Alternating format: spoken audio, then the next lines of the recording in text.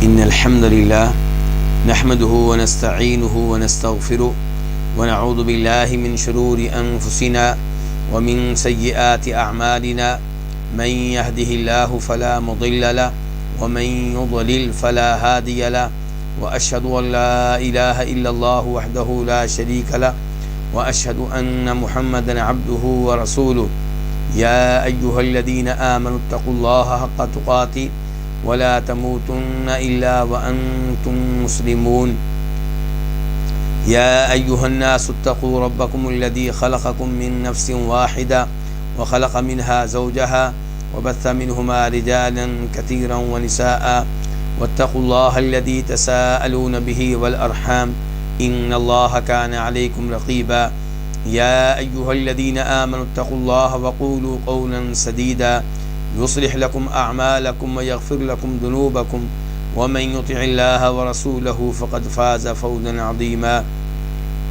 أما بعد فإن خير الحديث كتاب الله وخير الهدي هدي محمد صلى الله عليه وسلم وشر الأمور محدثاتها وكل محدثة بدعة وكل بدعة ضلالة وكل ضلالة في النار. قال تعالى للفقراء الذين أحصروا في سبيل الله لا يستطيعون ضربا في الأرض يحسبهم الجاهل أغنياء من التعفف تعرفهم بسيماهم لا يسألون الناس إلحافا وما تنفقوا من خير فإن الله به عليم. سورہ بقرہ آیت نمبر 273. اللہ تعالیٰ اس آیت میں ارشاد فرما رہے ہیں کہ ان فقیروں کے لیے ہیں کیا صدقات، کیونکہ اس سے پہلی آیات میں گفتگو صدقہ خیرات کے بارے میں ہو رہی ہے، تو اسی صدقہ خیرات کے بارے میں اللہ تعالیٰ کہہ رہے ہیں کہ یہ کن کے لیے ہیں، کون ان کے حقدار ہیں. فرمایا للفقراء الذین احصروا فی سبیل اللہ، یہ ان فقیروں کے لیے ہیں جو اللہ کے راستے میں روک دیے گئے، جو اللہ کے راستے میں روک لیے گئے. لا یستطیعون ضربا فی الارض، وہ زمین میں سفر کرنے کی استطاعت نہیں رکھتے. یحسبہم الجاہل اغنیاء من التعفف، ناواقف آدمی انہیں مالدار خیال کرتا ہے ان کے سوال سے بچنے کی وجہ سے، ان کے سوال سے اجتناب کرنے کی وجہ سے، گریز کرنے کی وجہ سے. تعرفہم بسیماہم، آپ انہیں پہچان لیں گے ان کی علامت سے، ان کی نشانی سے.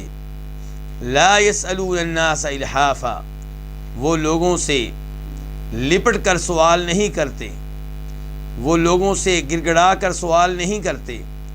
وما تنفقوا من خیر فإن اللہ بہ علیم، اور تم خیر میں سے جو بھی خرچ کرو تو بے شک یقیناً اللہ تعالیٰ اسے بخوبی جاننے والے ہیں. یہ تھا اس آیت کا آسان ترجمہ. اب ہم آتے ہیں اس آیت کے الفاظ اور مفردات کی طرف. للفقراء، دو لفظ ہیں، لام اور الفقراء. لام کا معنی ہے کے لیے، کے واسطے. الفقراء فقیر ان کی جمع ہے. الذین احصروا فی سبیل اللہ، الذین اسم موصول ہے جمع کے لیے. کس کی جمع ہے؟ الذی کی. تو اس کا معنی کیا؟ وہ لوگ. احصروا یہ جمع ہے، مذکر کے لیے ہے، اور فعل ماضی ہے لیکن مجہول. احصروا وہ روک لیے گئے. اس کا معلوم کیا ہے؟ احصرا اس نے روک لیا، احصرا وہ روک لیا گیا، اور احصروا جمع کا لفظ ہے وہ روک لیے گئے. فی سبیل اللہ، اللہ کے راستے میں. لا یستطیعون، لا کا معنی کیا ہے؟ نہیں، یہ نفی کے لیے ہے. یستطیعون وہ استطاعت رکھتے ہیں، اور لا یستطیعون وہ استطاعت نہیں رکھتے. یستطیعون فعل مضارع ہے جمع کے لیے، اس کا واحد ہوگا یستطیع، وہ استطاعت رکھتا ہے. ضربن، ضربن کا ویسے معنی ہوتا ہے مارنا، لیکن یہاں پہ ضربن کے بعد فی الارض کے الفاظ ہیں، تو اب معنی ہوگا زمین میں سفر کرنا، زمین میں چلنا.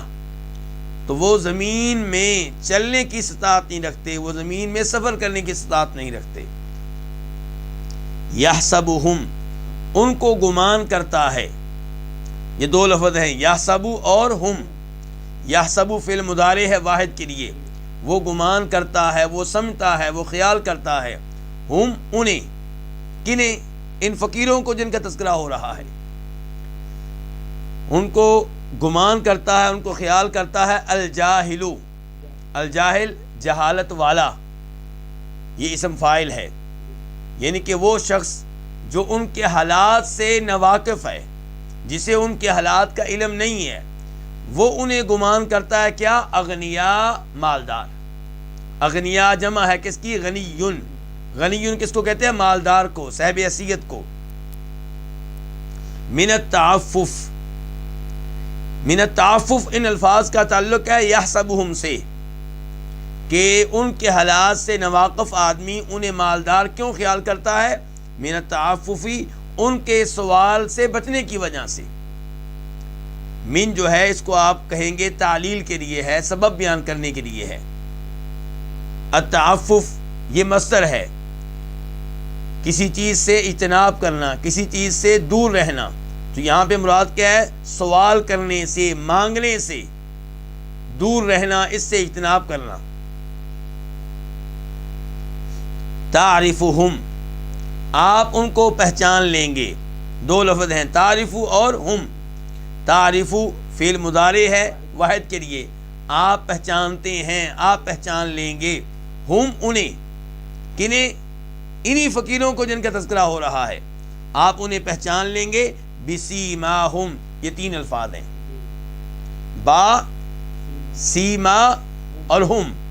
با کا معنی کیا ہے؟ ساتھ، سیما علامت، ہم ان کی، تو آپ ان کو ان کی علامت سے پہچان لیں گے۔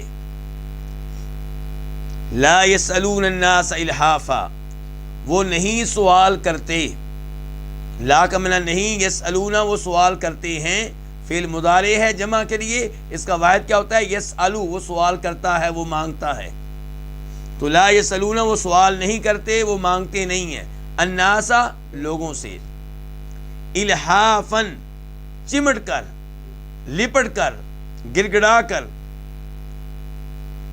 وما تنفقوا من خیر، یہ ما جو ہے یہ شرطیہ ہے، کس معنی میں ہے؟ جو کے معنی میں، کہ وما تنفقوا من خیر، جو بھی تم خرچ کرو خیر میں سے۔ تنفقوا فعل مضارع ہے جمع کے لیے ہے، اصل میں تھا تنفقون نون کے ساتھ، اور اس کا واحد کیا ہوتا ہے؟ تنفقو، تو خرچ کرتا ہے، تنفقون تم خرچ کرتے ہو، لیکن نون آخر سے گر گیا ہے، کس کی وجہ سے؟ ما کی وجہ سے۔ من خیرن، خیر میں سے، یہ من جو ہے یہ ما کا بیان ہے، ما میں جو ابہام تھا اس کی وضاحت کر دی ہے من خیرن نے، کہ جو بھی تم خرچ کرو کس میں سے؟ خیر میں سے۔ فإن اللہ، تو بے شک اللہ تعالیٰ، ان تاکید کے لیے بے شک یقیناً، اللہ تعالیٰ بہی علیم، اسے بخوبی جاننے والا، علیم فاعل کے وزن پہ ہے، خوب جاننے والا، مکمل طور پہ جاننے والا ہے، بہی اس کو، کس کو؟ جو تم خرچ کرتے ہو۔ اب ہم آتے ہیں اس آیت کی تفسیر کی طرف۔ اللہ رب العزت اس آیت میں یہ وعدے کر رہے ہیں کہ آپ اپنا صدقہ کس کو دیں گے، آپ کے صدقہ کے حقدار کون لوگ ہیں؟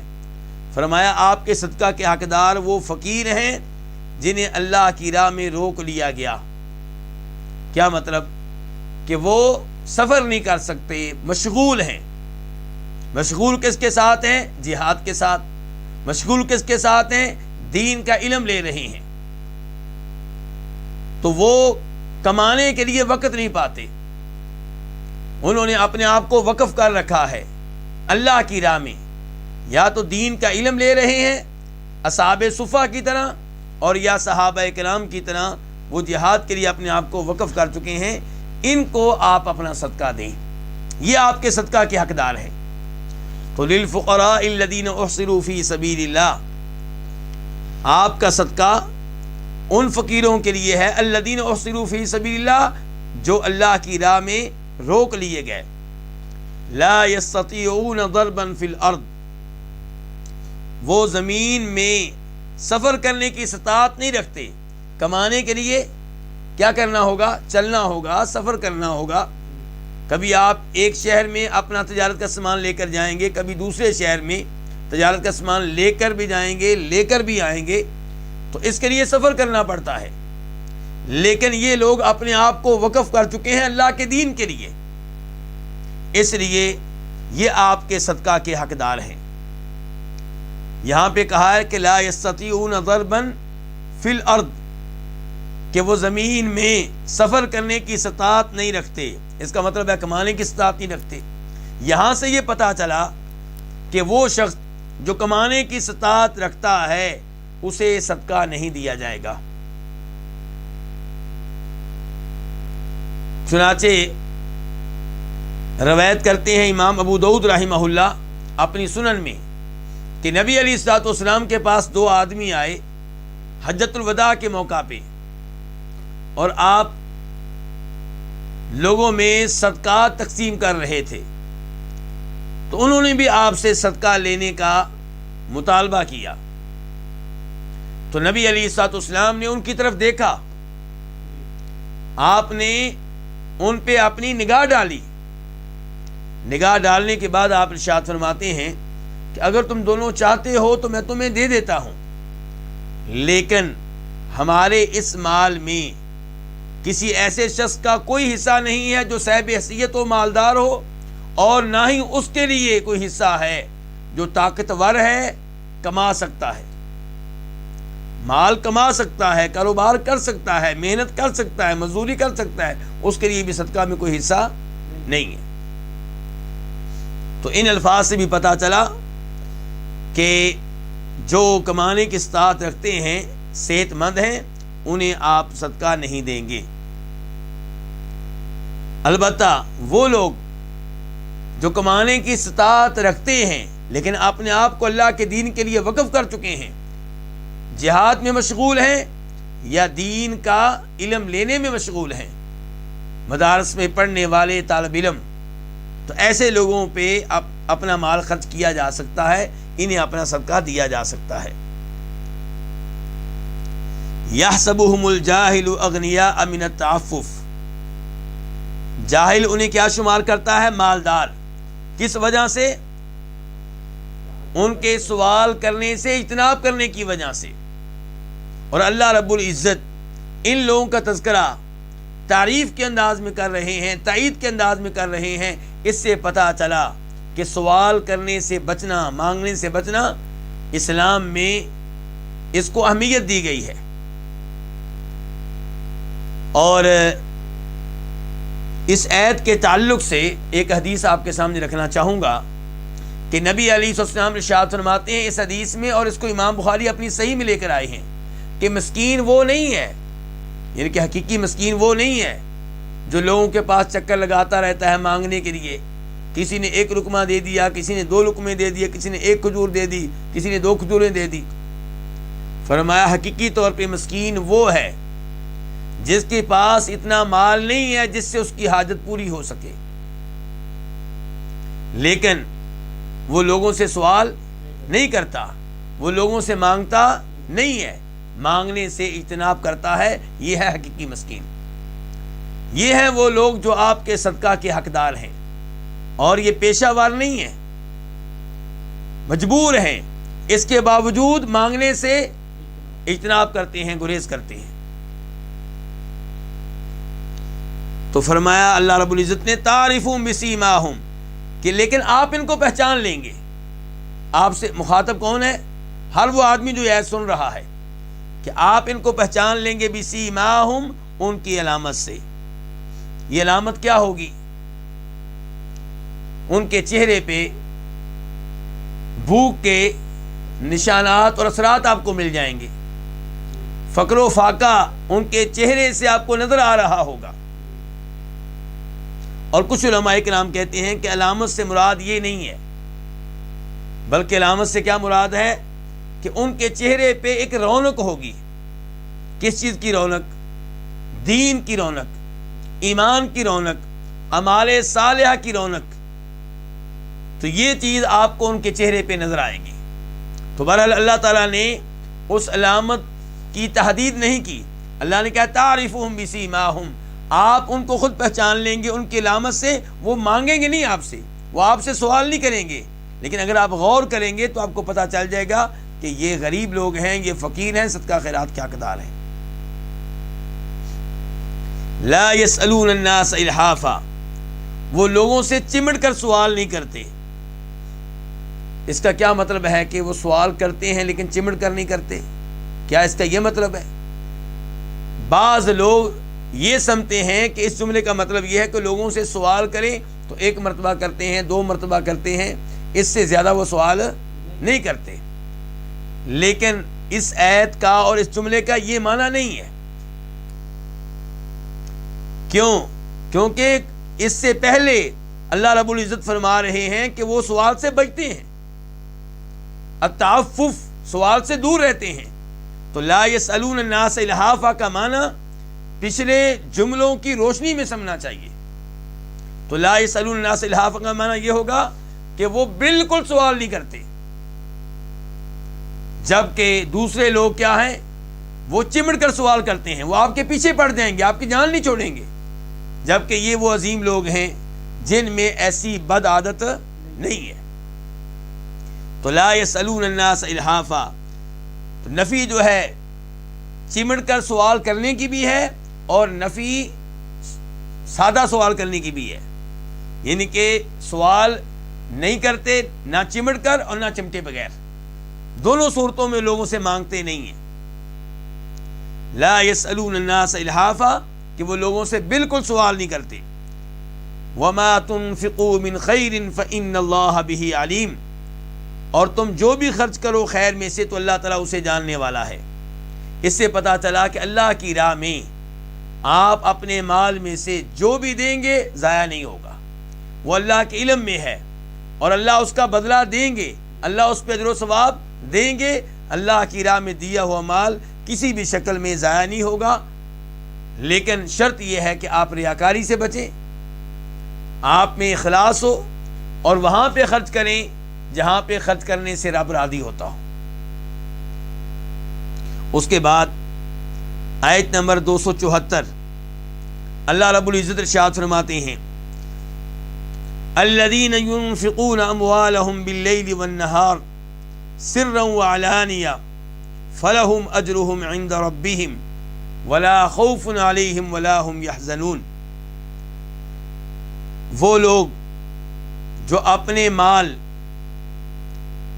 دن میں اور رات میں خفیہ طور پہ اور علانیہ طور پہ خرچ کرتے ہیں، تو ان کے لیے ان کا اجر ہے ان کے رب کے پاس، اور ان پہ کوئی خوف نہیں ہوگا اور نہ ہی وہ غمگین ہوں گے۔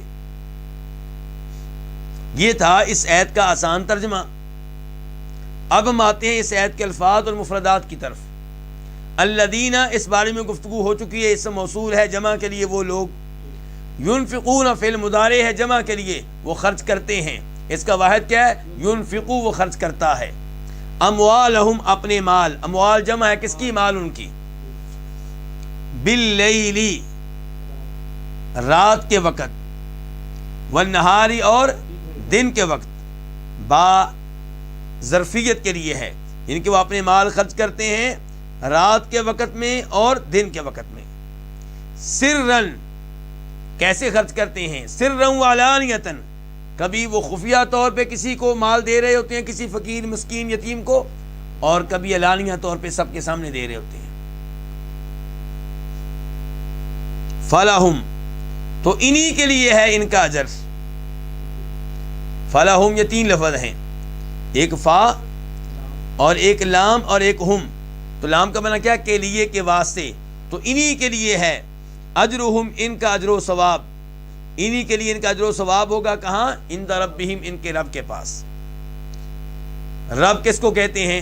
پالنے والا، پروردگار، جس نے آپ کو پیدا کیا، جو آپ کے امور کی تدبیر کرتا ہے، جو آپ کا مالک ہے۔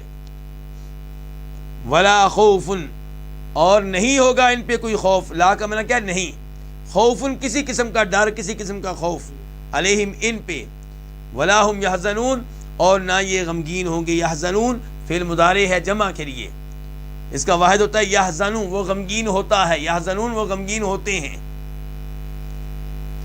اب ہم آتے ہیں اس آیت کی تفسیر کی طرف. تفسیر میں سب سے پہلے تذکرہ سبب نزول کا، شان نزول کا، کہ یہ آیت کس بارے میں نازل ہوئی. تو ایک روایت یہ بتاتی ہے کہ یہ آیت نازل ہوئی ہے ان لوگوں کے بارے میں جن کے پاس گھوڑے تھے. وہ مسلمان جنہوں نے اپنے گھروں میں گھوڑے رکھے ہوئے تھے، تو اللہ نے ان کے بارے میں کہا ہے کہ یہ لوگ اپنا مال دن اور رات میں اور سب کے سامنے بھی خفیہ طور پہ خرچ کرتے ہیں، انہیں اجر و ثواب ملے گا. یعنی کہ جو گھوڑے رکھے ہوئے ہیں، یہ گھوڑے رکھنے پہ اور گھوڑوں کو چارہ ڈالنے پہ، گھوڑوں پہ محنت کرنے پہ ان کو ایک ایک چیز کا اجر و ثواب ملے گا. دوسرا شان نزول یہ بتایا گیا ہے کہ امیر المؤمنین جناب علی بن ابو طالب رضی اللہ تعالیٰ عنہ کے پاس 4 درہم تھے. انہوں نے ان 4 میں سے 1 درہم خرچ کیا رات کے وقت، دوسرا خرچ کیا دن کے وقت، تیسرا خرچ کیا خفیہ طور پہ، اور چوتھا خرچ کیا سب کے سامنے. تو اللہ رب العزت نے یہ آیت ان کے بارے میں نازل کی ہے. لیکن صحیح بات یہ ہے کہ یہ دونوں روایتیں نبی علیہ السلام سے ثابت نہیں ہیں. دونوں روایتیں اس قابل نہیں ہیں کہ انہیں نبی علیہ السلام کی طرف منسوب کیا جائے یا انہیں اس آیت کا شان نزول قرار دیا جائے. صحیح بات یہ ہے کہ یہ آیت قرآن کریم کی ان بہت سی آیتوں کی طرح ہے جو کسی شان نزول کے بغیر نازل ہوئی ہیں، اور قرآن کریم عام طور پہ کسی شان نزول کے بغیر نازل ہوا ہے. کوئی ایسی آیت ہوتی ہے جس کے پیچھے کوئی شان نزول ہوتا ہے، جس کے پیچھے کوئی سبب نزول ہوتا ہے. تو اللہ تعالیٰ یہاں پہ تعریف کر رہے ہیں ان لوگوں کی جو اپنا مال خرچ کرتے ہیں. تو اس میں ترغیب ہے کہ آپ اللہ کی راہ میں مال خرچ کریں. تو فرمایا وہ لوگ جو اپنا مال خرچ کرتے ہیں باللیل والنہار. کب؟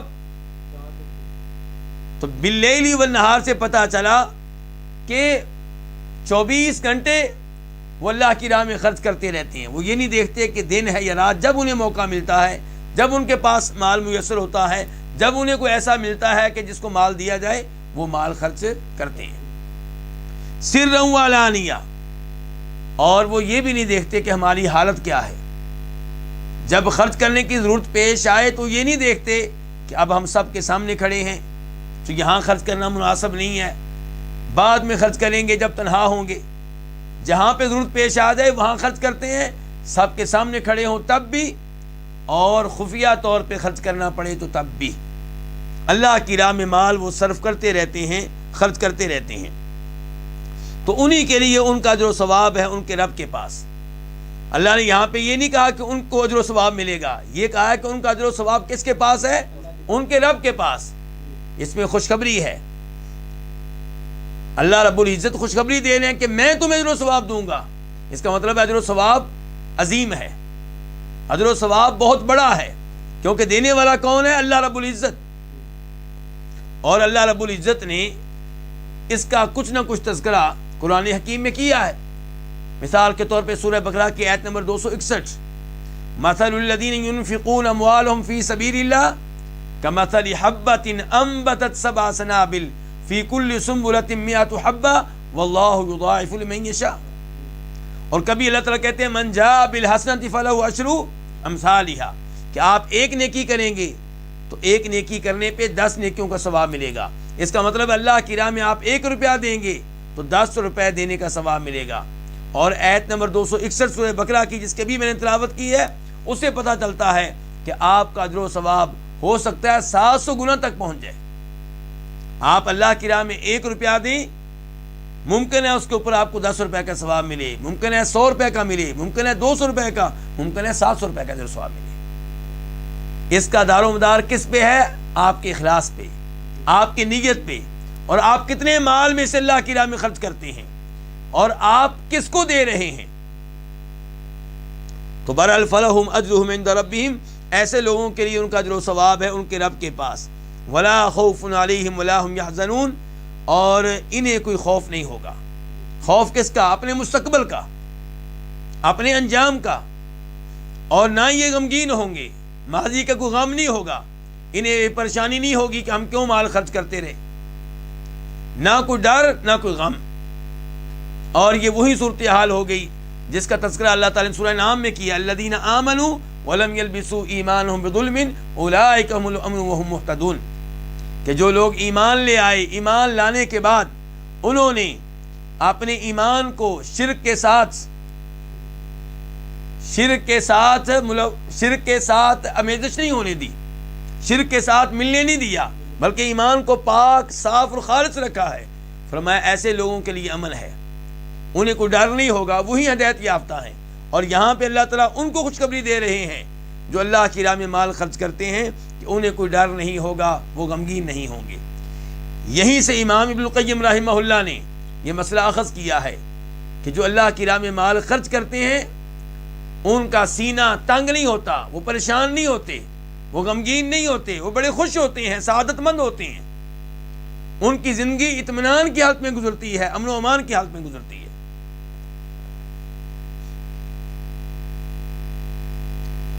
اس کے بعد آیت نمبر 275 اللہ تعالیٰ فرماتے ہیں الذین یأکلون الربا لا یقومون الا کما یقوم الذی يتخبطه الشیطان من المس ذلك بأنهم قالوا انما البيع مثل الربا وأحل الله البيع وحرم الربا فمن جاءه موعظة من ربه فانتهى فله ما سلف وأمره إلى الله ومن عاد فأولئك أصحاب النار هم فيها خالدون.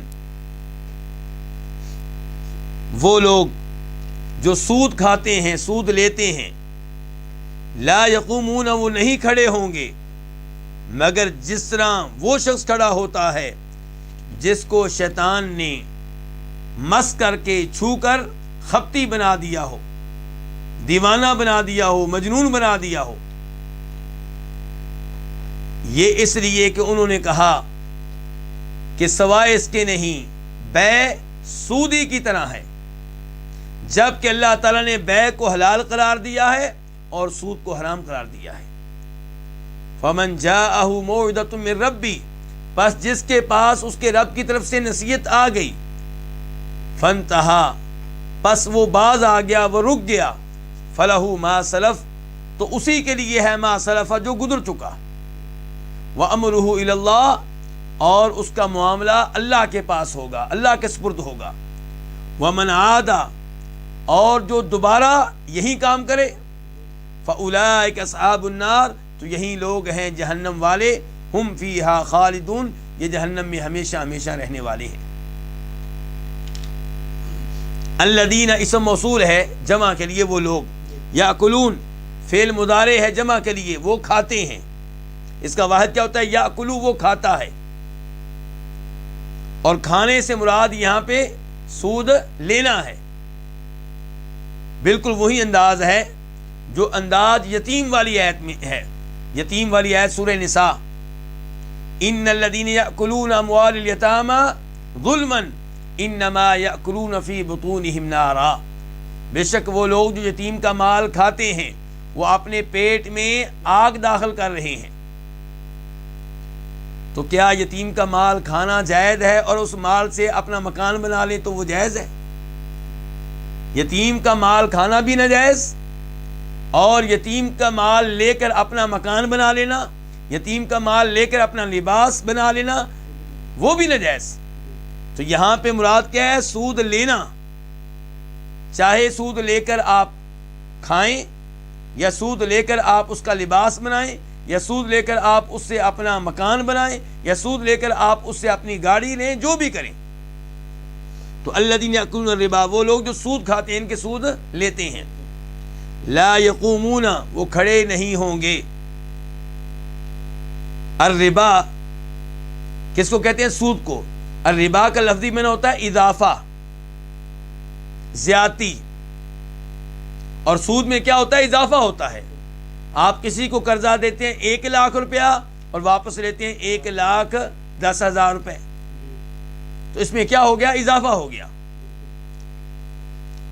لا یقومون، لا کا معنی نہیں، یقومون وہ کھڑے ہوتے ہیں، فعل مضارع ہے جمع کے لیے، اس کا واحد کیا ہوتا ہے؟ یقوم، وہ کھڑا ہوتا ہے، یقومون وہ کھڑے ہوتے ہیں.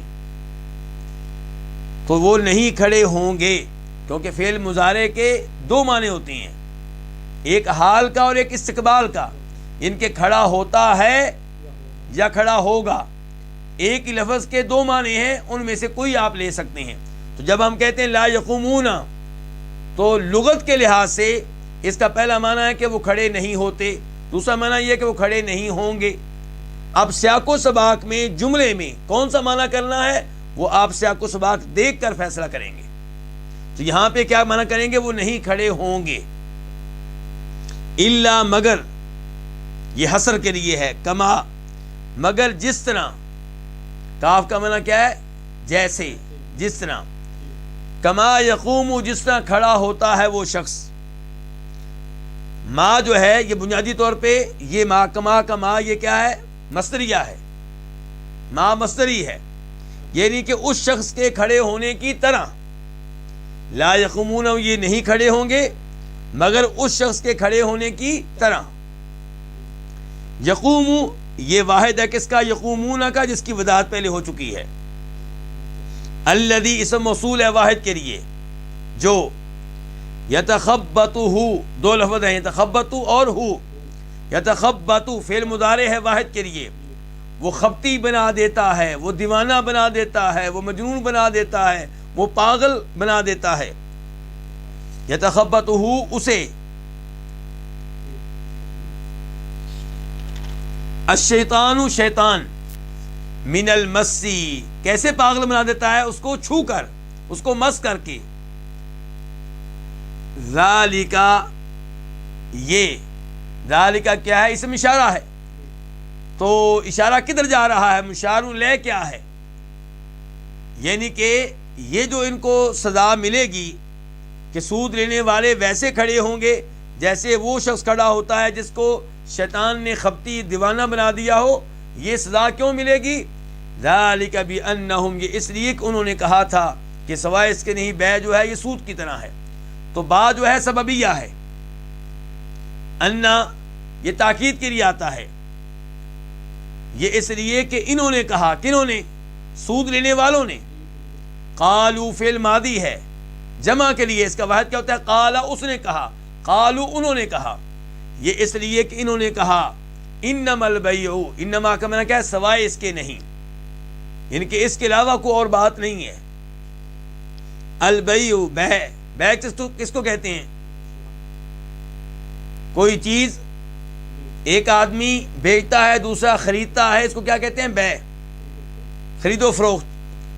تو یہ اس لیے کہ انہوں نے کہا سوائے اس کے نہیں کہ بیع جو ہے مثل الربا، یہ سود کی طرح ہے. مثل کا معنی کیا؟ طرح. وَأَحَلَّ اللَّهُ الْبَيْعَ، یہ واو حالیہ ہے، جبکہ احلّ حلال کر دی ہے. احلّ فعل ماضی ہے واحد کے لیے. اللہ تعالیٰ نے حلال کر دی کیا؟ بیع. تو اللہ نے بیع کو حلال کر دیا ہے.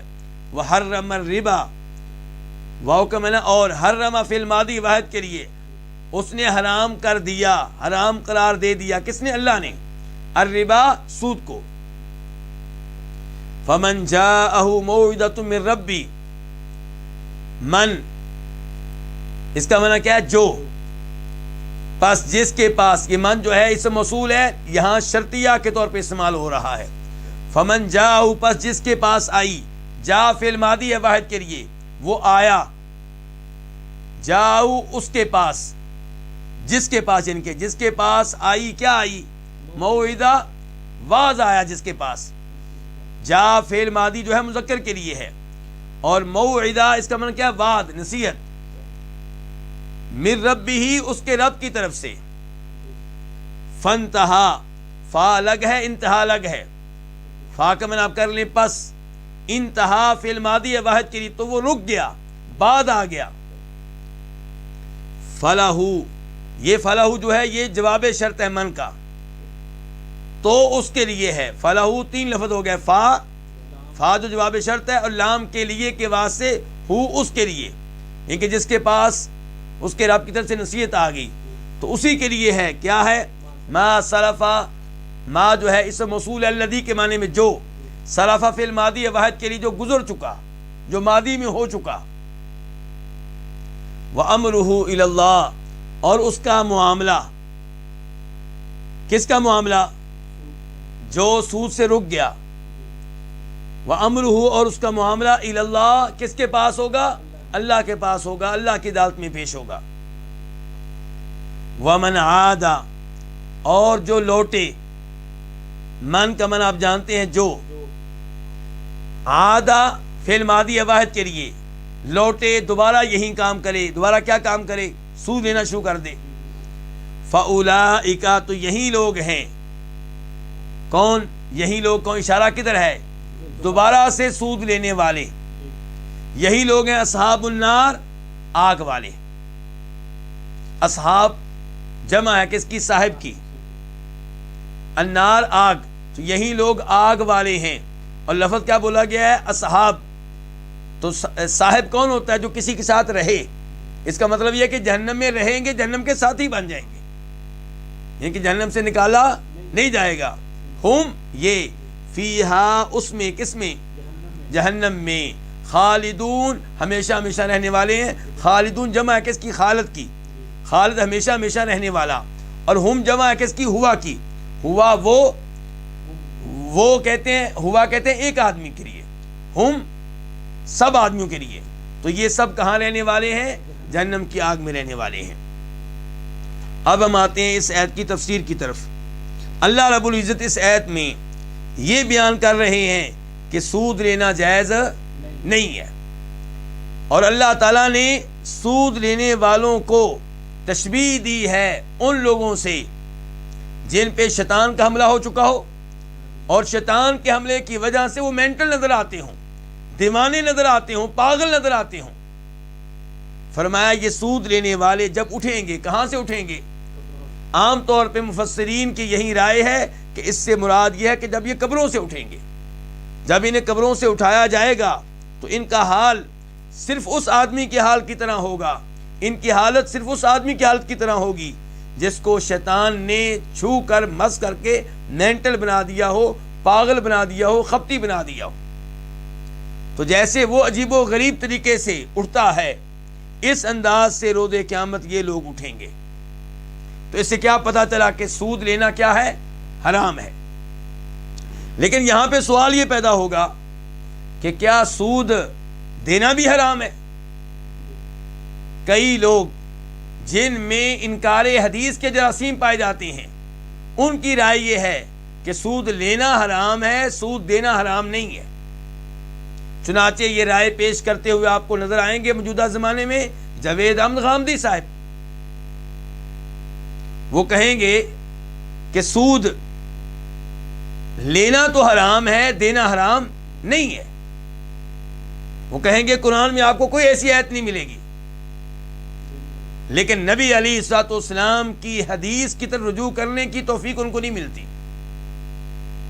غامدی صاحب شریعت میں نبی علیہ السلام کی احادیث پہ اعتماد اور اعتبار کرنے کے لیے تیار نہیں ہے۔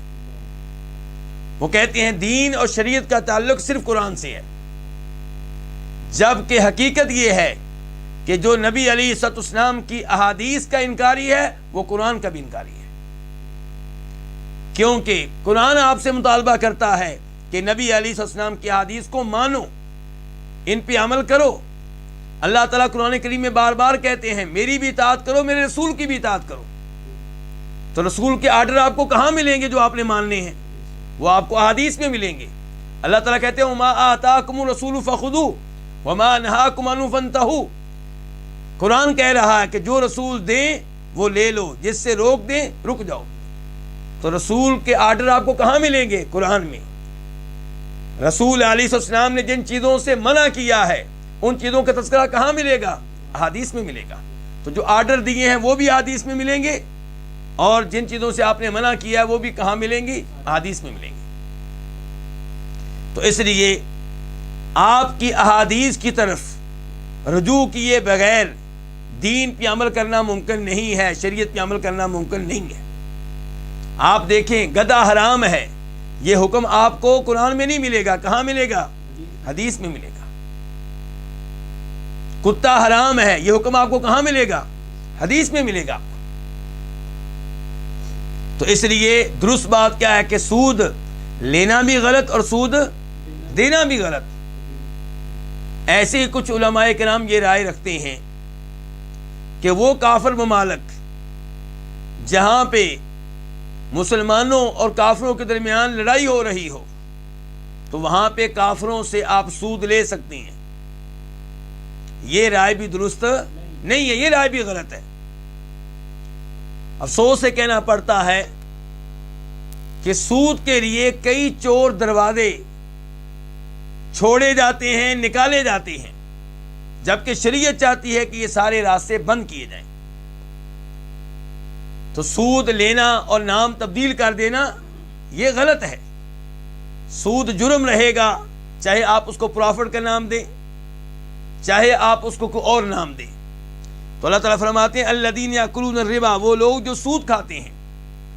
سود کی ایک شکل یہ ہے کہ آپ کسی کو قرضہ دیں اور اس پہ فائدہ اٹھائیں۔ آپ نے کسی کو قرضہ دیا 1,00,000 روپیہ اور واپس کتنے لے رہے ہیں؟ 1,00,000 اور 1,000 روپیہ، 1,00,000 اور 2,000 روپیہ۔ ایسے ہی میرے بھائیوں، اگر آپ سود دے کر کوئی اور فائدہ اٹھاتے ہیں سود کی وجہ سے تو وہ بھی سود کہلائے گا۔ قرضہ دے کر، آپ کسی کو قرضہ دے کر کوئی فائدہ اٹھاتے ہیں تو وہ فائدہ جو ہے اگر آپ قرضے کی وجہ سے اٹھا رہے ہیں تو وہ بھی کیا کہلائے گا؟ سود کہلائے گا۔ مثال کے طور پہ آپ نے جب کسی کو قرضہ دیا تو اس سے سیکورٹی کے طور پہ، گروی کے طور پہ مکان لے لیا، زمین لے لی۔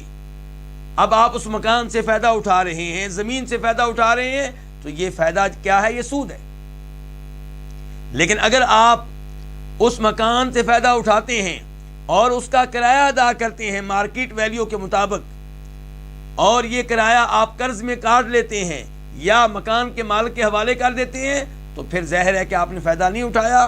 تو اس حال میں اس مکان میں رہنا جرم نہیں ہوگا، سود قرار نہیں دیا جائے گا۔ ایسے ہی لوگ اپنی زرعی زمین اس کے حوالے کر دیتے ہیں جس سے قرضہ لیا ہوتا ہے، اور اس کو اجازت دیتے ہیں کہ تم ہماری زمین سے اس وقت تک فائدہ اٹھا سکتے ہو جب تک کہ ہم قرضہ واپس نہیں کرتے۔ تو یہ زمین سے فائدہ اٹھانا یہ کیا ہے؟ یہ سود ہے، کیونکہ یہ فائدہ کس کی وجہ سے ہے؟ قرض کی وجہ سے ہے۔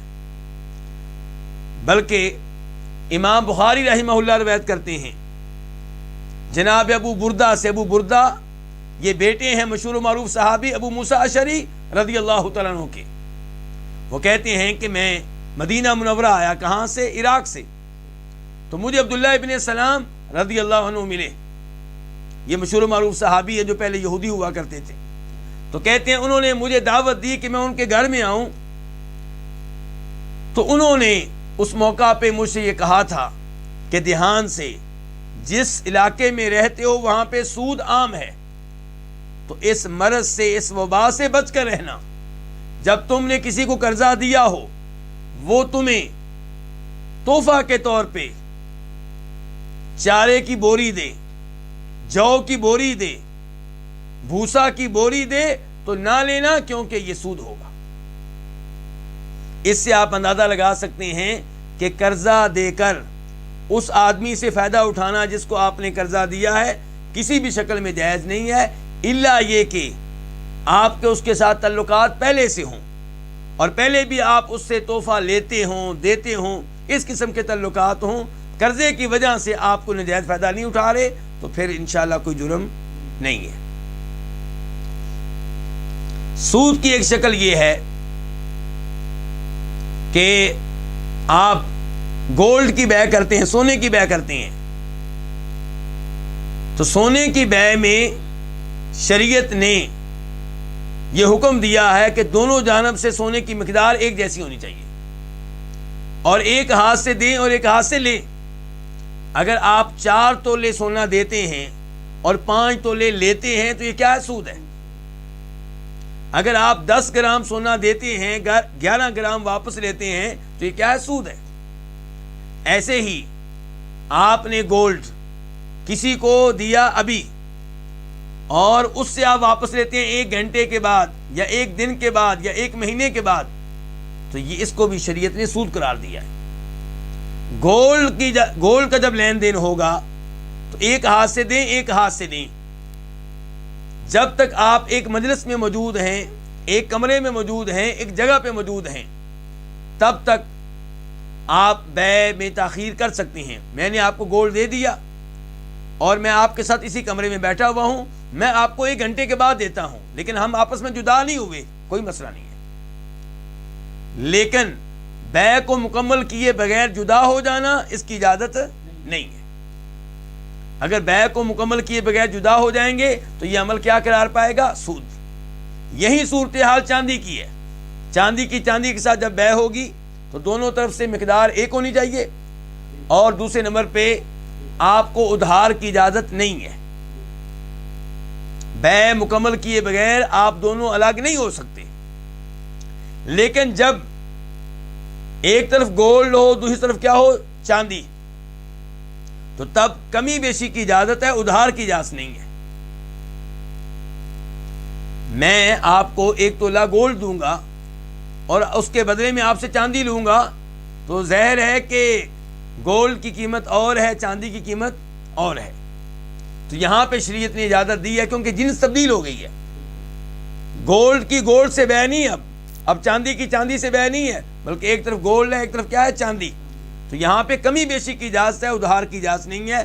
بالکل یہی صورتحال کرنسی کی ہے۔ ایک جانب روپیہ ہے، دوسری طرف کیا ہے؟ ریال۔ تو کمی بیشی کی اجازت ہے، لیکن ادھار کی اجازت نہیں ہے۔ جب میں آپ کو 100 ریال دوں گا اور اس کے بدلے میں روپے لینا چاہتا ہوں، تو شریعت یہ کہتی ہے کہ آپ کو اس وقت تک الگ ہونے کی اجازت نہیں ہے جب تک کہ یہ بیع مکمل نہ ہو جائے، اور اگر آپ کسی وجہ سے الگ ہونا چاہتے ہیں تو بیع کو کینسل کر دیں۔ تو کرنسی کی بیع میں بھی جب کرنسی کی جنس تبدیل ہو جائے تو کمی بیشی کی اجازت ہے، لیکن اگر جنس تبدیل نہ ہو، ادھر بھی ریال ادھر بھی ریال، 1000 ریال سعودی آپ سے میں تبادلہ کرتا ہوں اور آپ کو میں کتنے دے رہا ہوں؟ 999۔ 1000 ریال سعودی لے کر 999 دے رہا ہوں، تو یہ کیا ہوگا؟ یہ سود ہے۔ ایسے ہی روپے کی بات ہے، 5000 روپے کا نوٹ ہے، میں وہ آپ کو دیتا ہوں اور آپ سے کیا لینا چاہتا ہوں؟ چھوٹے نوٹ لینا چاہتا ہوں، 100 روپے کے نوٹ لینا چاہتا ہوں، یا 1000 روپے کے نوٹ لینا چاہتا ہوں، یا 50 روپے کے لینا چاہتا ہوں، کیونکہ میں نے بچوں کو عید کے موقع پہ عیدی دینی ہے۔ تو آپ کہتے ہیں کہ میں 5050 روپے لوں گا اور بدلے میں آپ کو 5000 روپے کے چھوٹے چھوٹے نوٹ دوں گا۔ تو ایک طرف کیا ہو گیا؟ 5000 روپے، دوسری طرف کیا ہو گیا؟ 5000 اور 50 روپے۔ تو جنس ایک ہے، ادھر بھی روپیہ ہے، ادھر بھی روپیہ ہے، ادھر بھی انڈین روپیہ ہے، ادھر بھی انڈین روپیہ ہے، ادھر بھی پاکستانی روپیہ ہے، ادھر بھی پاکستانی روپیہ ہے۔ تو یہاں پہ کمی بیشی کی اجازت نہیں ہے اور ادھار کی بھی اجازت نہیں ہے۔ جب جنس ایک ہے تو کمی بیشی کی بھی اجازت نہیں ہے اور ادھار کی بھی اجازت نہیں ہے، اور جب جنس تبدیل ہو جائے، ایک طرف روپیہ ہے دوسری طرف ریال ہے، ایک طرف روپیہ ہے دوسری طرف ڈالر ہے، تو یہاں پہ کمی بیشی کی اجازت ہے، لیکن ادھار کی اجازت نہیں ہے۔ ادھار کریں گے تو کیا ہوگا؟ سود ہوگا۔ کرنسی کا حکم وہی ہے جو کس کا حکم ہے؟ گولڈ کا اور چاندی کا۔ تو یہ کتنی چیزیں ہو گئیں؟ 2، گولڈ اور چاندی۔ اور کرنسی کا تذکرہ تو میں نے اس لیے کیا ہے کیونکہ کرنسی کا وہی حکم ہے جو گولڈ اور چاندی کا ہے۔ نبی علیہ السلام نے 6 چیزوں کا نام لیا ہے، ان میں سے 2 میں نے ذکر کر دی ہیں، 4 اس کے علاوہ ہیں۔ گندم کی گندم سے بیع، وہاں پہ بھی یہی حکم ہے۔ جو کی جو سے بیع، وہاں پہ بھی یہی حکم ہے۔ کھجوروں کی کھجوروں سے بیع، وہاں پہ بھی یہی حکم ہے۔ نمک کی نمک سے بیع، وہاں پہ بھی یہی حکم ہے۔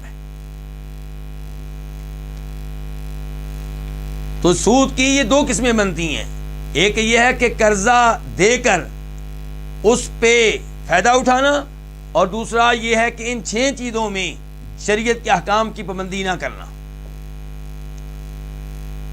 تو سود کی ہر شکل سے بچنا چاہیے، اللہ تعالیٰ فرماتے ہیں الذین یاکلون الربا، وہ لوگ جو سود کھاتے ہیں، سود لیتے ہیں، لا یقومون، وہ نہیں کھڑے ہوں گے مگر اس شخص کے کھڑے ہونے کی طرح جس کو شیطان نے کیا بنا دیا ہو؟ خپتی بنا دیا ہو۔ من المسی، مس کر کے، اس کو چھو کر، اس کو ہاتھ لگا کر۔ اس سے پتا چلا کہ شیطان جو ہے یہ انسان کو خپتی بنا دیتا ہے۔ اس سے پتا چلا کہ شیطان اس قسم کا حملہ انسان پہ کرتا ہے۔ انسان کو چاہیے کہ شیطان کے حملوں سے بچنے کے لیے اللہ کے اذکار میں پناہ لے، صبح و شام کے اذکار کا اہتمام کرے، رات کو سونے کے اذکار کا اہتمام کرے، واش روم میں جانے سے پہلے دعا پڑھے، گھر میں داخل ہوتے وقت اللہ کا نام لے، بسم اللہ پڑھے۔ اللہ تعالیٰ فرماتے ہیں ذالک بانہم قالوا انما البیع مثل الربا، یہ سزا ان لوگوں کو جو سود لیتے ہیں کیوں ملے گی؟ اس لیے کہ ان کا موقف یہ تھا، ان کا دعویٰ یہ تھا کہ بیع جو ہے یہ کس کی طرح ہے؟ سود کی طرح ہے۔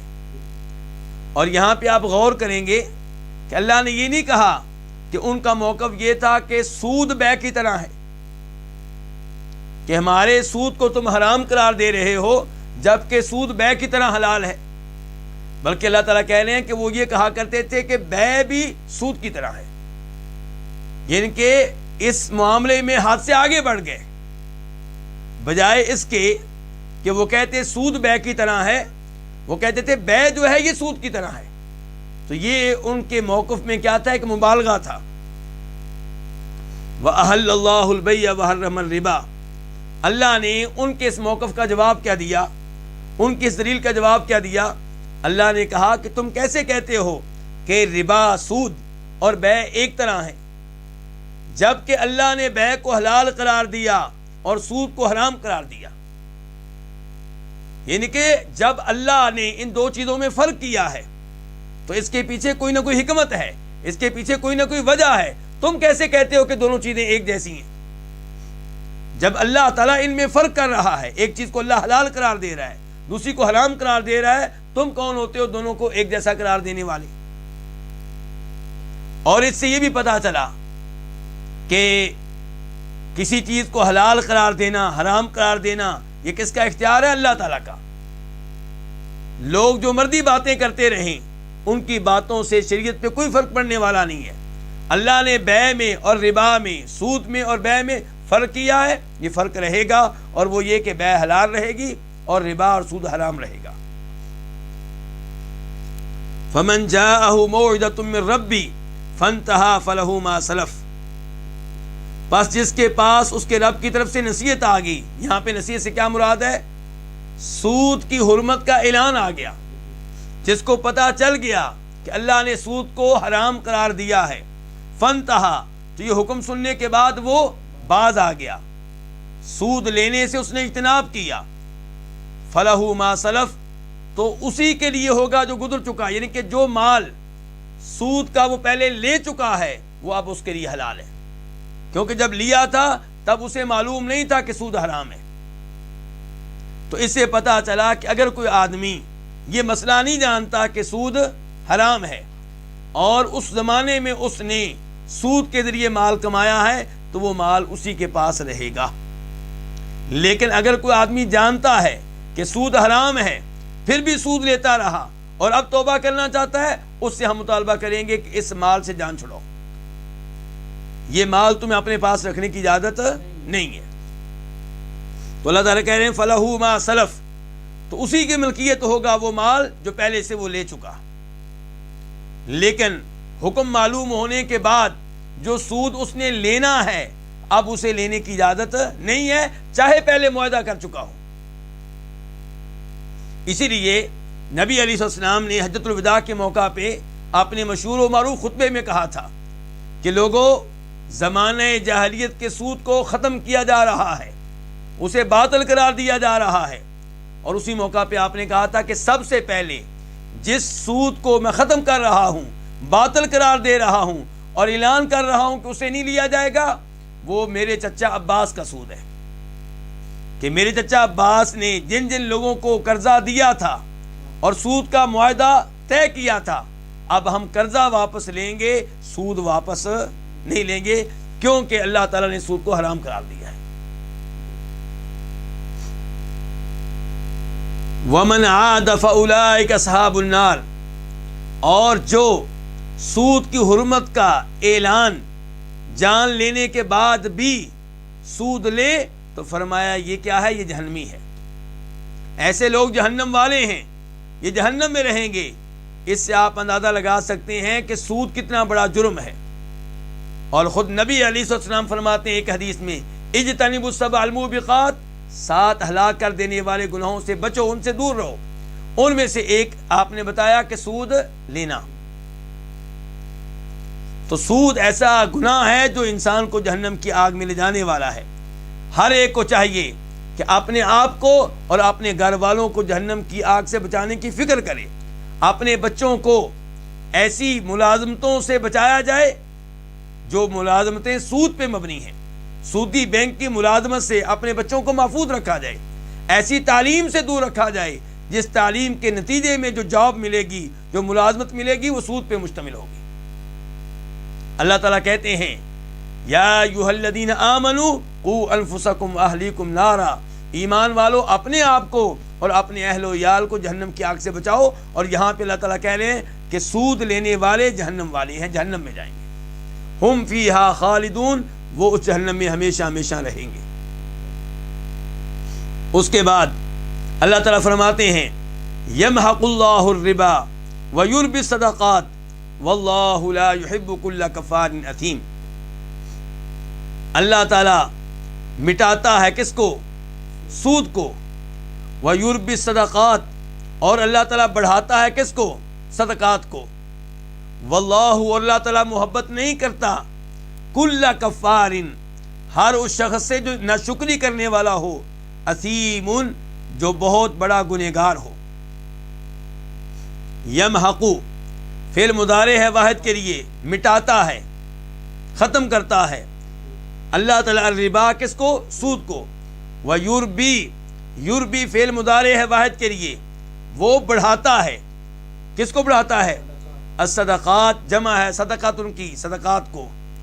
واللہ، اللہ تعالیٰ لا یحب، محبت نہیں کرتا، لا کا معنی کیا ہے؟ نہیں، نفی کے لیے ہے، یحب فعل مضارع ہے واحد کے لیے، تو اللہ تعالیٰ محبت نہیں کرتا کس سے؟ کل، ہر، کفار، اس شخص سے جو انتہا درجے کا ناشکرا ہو۔ کفار مبالغے کے لیے ہے، جو انتہا درجے کا ناشکرا ہو۔ اثیم فاعل کے وزن پہ ہے، آتم کے معنی میں ہے، جو گناہ کرنے والا ہو۔ اس آیت کی تفسیر کیا ہے؟ اللہ تعالیٰ نے اس آیت میں سود کا انجام ذکر کیا ہے اور صدقہ خیرات کا انجام ذکر کیا ہے۔ اللہ تعالیٰ فرماتے ہیں جب سود آپ لیں گے اللہ تعالیٰ آپ کے مال کو مٹائے گا، اللہ آپ کے مال کو ختم کرے گا۔ تو اللہ تعالیٰ کیسے مال ختم کرتا ہے، کیسے سود کو ختم کرتا ہے؟ یہ حصی طور پہ بھی ہوتا ہے، مانوی طور پہ بھی ہوتا ہے۔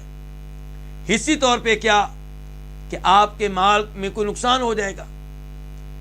1 لاکھ روپیہ تھا آپ کے پاس اور آپ نے 10,000 روپیہ سود بھی کما لیا، کتنا ہو گیا؟ 1 لاکھ روپیہ اور 10,000 روپے۔ لیکن اس میں کوئی چوری ہو جائے گی، ڈاکہ پڑ جائے گا، کوئی ایکسیڈنٹ ہو جائے گا، تو مال آپ بڑھانا چاہتے ہیں، اللہ تعالیٰ اس میں کمی کریں گے، ورنہ کم از کم مانوی طور پہ کمی ہوگی، برکت اٹھا لی جائے گی، مال کی برکت اٹھا لی جائے گی۔ مال کی وجہ سے جو سعادت ملنے والی تھی، جو خوشیاں ملنے والی تھیں، جو اطمینان ملنا چاہیے تھا، اس سے آپ محروم ہو جائیں گے، اور پھر روز قیامت یہی مال جہنم کی آگ میں لے جانے کا سبب بنے گا۔ تو فرمایا یمحق اللہ الربا، اللہ رب العزت سود کو مٹاتے ہیں، ویربی الصدقات، اور اللہ تعالیٰ صدقات کو بڑھاتے ہیں۔ اللہ تعالیٰ صدقات کو کیسے بڑھاتے ہیں؟ حصی طور پہ بھی، مانوی طور پہ بھی۔ حصی طور پہ کیسے؟ کہ اللہ تعالیٰ آپ کے لیے رزق کے دروازے کھول دیتے ہیں۔